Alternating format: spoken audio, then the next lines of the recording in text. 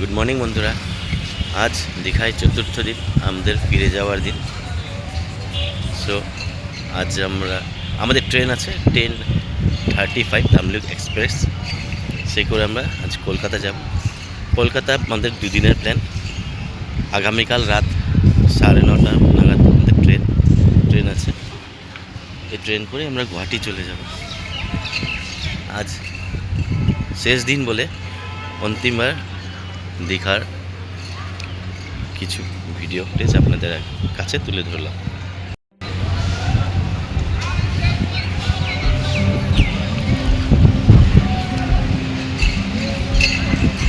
ওই দেখতে পাচ্ছেন সেটি হচ্ছে সাগর। আমরা গেলকালই আমাদের রুমটা আবার চেঞ্জ করে নিয়েছি।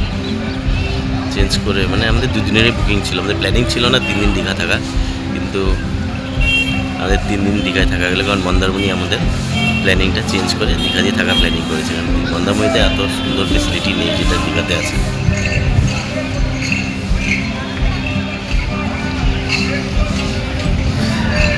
এই যে হোটেলটা দেখছেন, এখানে আমরা ইভিনিং স্ন্যাক্স, দুপুরের লাঞ্চ, রাতে ডিনার সম্পূর্ণ কিছু পেয়েছি। নিমন্ত্রণ হোটেল।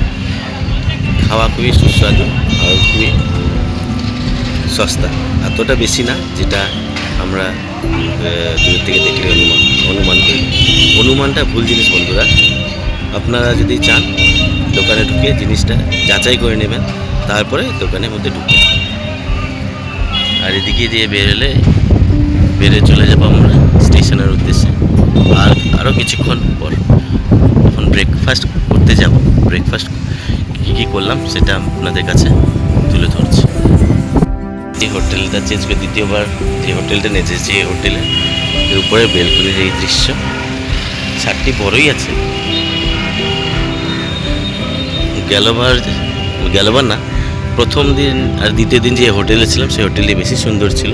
এই হোটেলটি অ্যাভারেজ, আর এতটা কিছু নেই।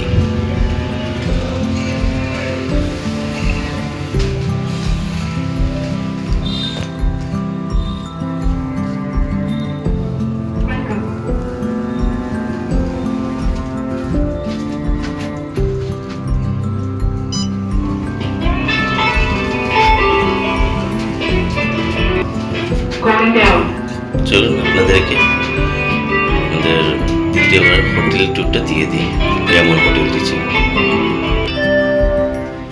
First floor. Have a nice day.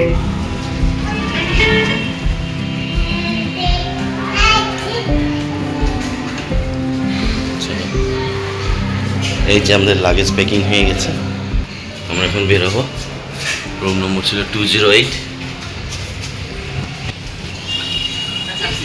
দুটো বেড, আগের হোটেলের মতন সুন্দর ছিল না।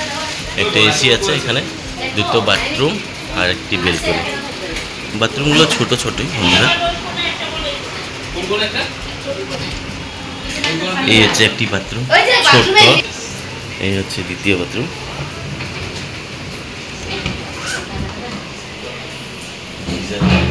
অবস্থায় রয়েছে, কিন্তু বাথরুমটি আগের বাথরুম মতন বড় নয়, ছোট। রুমের মধ্যে ছিল একটি টেবিল, সেটা আয়না, এসি তো দেখালামই আপনাদের।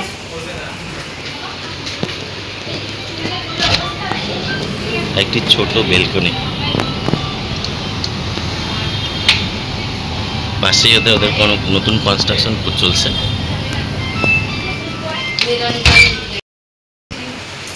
সেটাই ছিল আজকের তৃতীয় দিনের হোটেল চেঞ্জ করা হোটেল ট্যুর।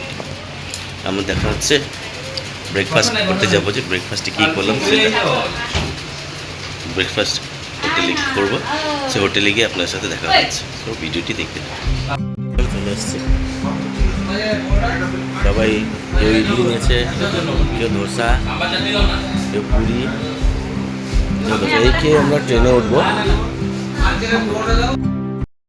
আমরা এখন দীঘা রেলওয়ে স্টেশন আমরা যাত্রা করবো কলকাতার উদ্দেশ্যে।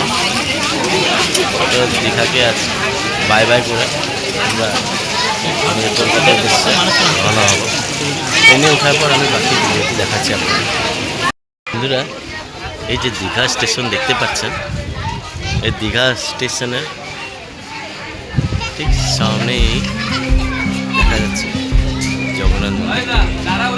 মোটামুটি স্টেশন থেকে বের হলে 500 মিটার ভেতরেই বের হবে, বেশি আপনার কষ্ট করতে হবে না। এই দেখতে পাচ্ছেন এটা দীঘা রেলওয়ে স্টেশন, এটাতে 3টে মাত্র প্ল্যাটফর্ম রয়েছে।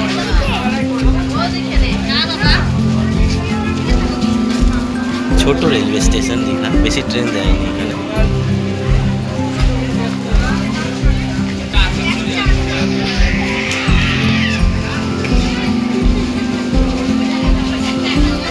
এই হলো দীঘা রেলওয়ে স্টেশন। বন্ধুরা আমরা ট্রেনে উঠে গেছি, এখন আমরা কলকাতা যাওয়ার বিষয়ে রওনা হবো তামিল এক্সপ্রেসে। সাথে আমার ওয়াইফও বসে আছে, আর বোন বসে আছে। এদিকে ভাই রাহুল, পেছনে মা আছে, এই সাইডে মাসি বসে আছে। এখন আমরা কলকাতার উদ্দেশ্যে রওনা হবো। এই সিটটি নিয়েছি খুবই কষ্ট করে, ভিডিও করতে পারবো না আমি। যদি এমন কিছু ফুটেজ পাই তবে আমি আপনাদেরকে নিশ্চয়ই দেখাবো, তবে যতটুকু সম্ভব আমি চেষ্টা করে দেখাচ্ছি কলকাতা যাওয়ার পর।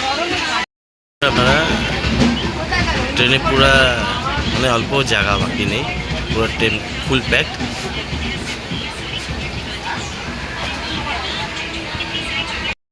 বন্ধুরা দীঘাতে কলকাতা যাওয়ার পথে স্টেশন হচ্ছে কোলাঘাট। কোলাঘাট স্টেশন পার করার পরেই সুন্দর একটি ব্রিজ আছে, মানে ব্রিজটি সংলগ্ন কোলাঘাট রেলওয়ে স্টেশন, বোধহয় কোলাঘাট ব্রিজ। এই হচ্ছে কোলাঘাট ব্রিজ।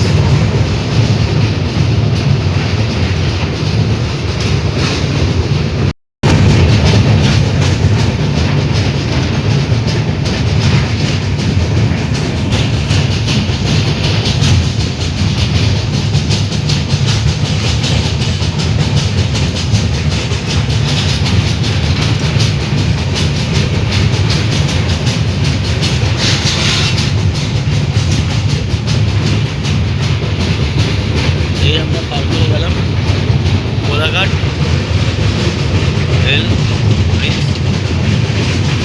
কোলাঘাট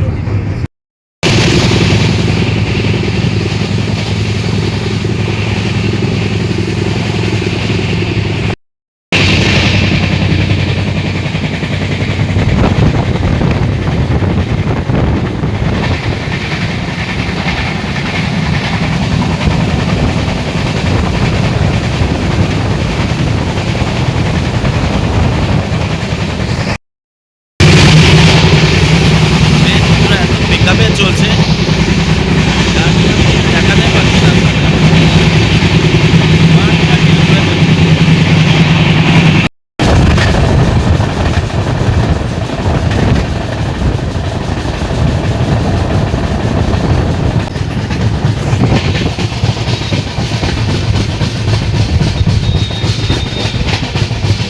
বন্ধুরা আমরা এখন উলুবেড়িয়া চলেছি। এই সামনে দেখতে পাচ্ছেন আপনারা উলুবেড়িয়া রেলওয়ে স্টেশন। আগের ভিডিওটি দেখাতে পারলাম না, আমি ট্রেনে বসে একটু বয়ে পড়লাম, তার জন্য দেখাতে পারলাম না। তার জন্য আমি সরি বলে দিলাম আপনাদের কাছে, খারাপ হবেন না। তাই আমি এখন এখান থেকে পাচ্ছি ভিডিও করছি, আপনাদের কাছে তুলে ধরছি। দেখুন উলুবেড়িয়া রেলওয়ে স্টেশন, স্টেশনটাই স্টপেজ দেবে তামিল এক্সপ্রেস রেলওয়ে স্টেশন। একটা জিনিস আমি নোটিস করলাম, দীঘা যাওয়ার ট্রেন খুবই রাশ, খুবই কম। দুটোই রেগুলার হিসাবে ট্রেন চলে, মানে একটি ট্রেনকে দুটো হিসাবে চালানো হয়। এবং আমি একটা রেলওয়ে সরকারকে একটা রিকোয়েস্ট, যে যদি পারেন হাওড়া দীঘা রুটের ট্রেনের সংখ্যাটি একটু বাড়াবেন, আর যদি পারেন একটু দীঘার জার্নিটি গুয়াহাটি অবধি নেওয়ার চেষ্টা করবেন, সেটি একান্ত অনুরোধ রইল। কারণ অনেক প্যাসেঞ্জার আমি দেখেছি গুয়াহাটি থেকে হাওড়া চলে যায়, হাওড়ার থেকে চেঞ্জ করে দীঘা প্যাসেঞ্জার বা দীঘা মেল বা লোকাল করে দীঘা চলে গেছে। আমার একটাই অনুরোধ রইল, যদি পারেন রেল গভর্নমেন্ট হাওড়া দীঘার ট্রেনের সংখ্যা বাড়িয়ে দিন, বা দীঘার থেকে দূর জার্নি করান, ট্রেনের সংখ্যা বাড়ান। অনেকটা টুরিস্ট বাড়বে দীঘায়। তো এটাই আমার রিকোয়েস্ট যে আপনারা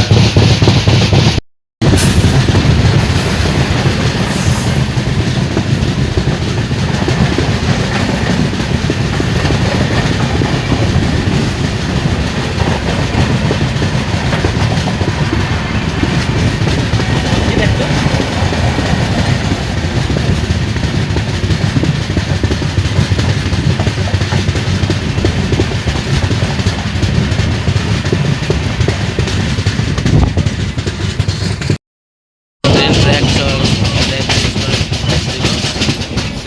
ভালোই লাগছে।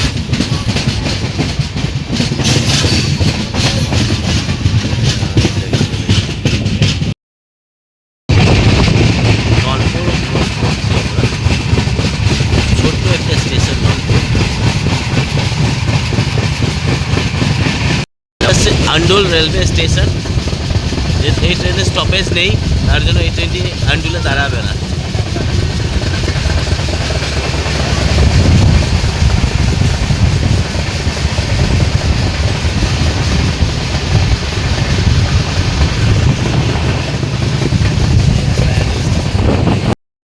নেক্সট স্টেশনেই আমার ট্রেনটি দাঁড়াবে, সাঁতারগাছি রেলওয়ে স্টেশন।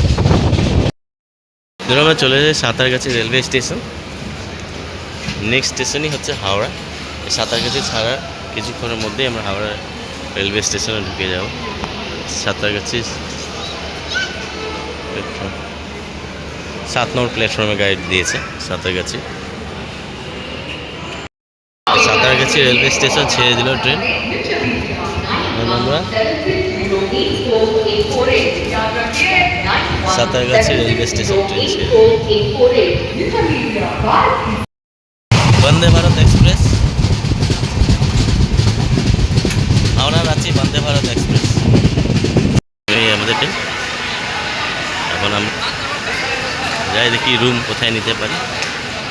চলুন আমরা আগাই।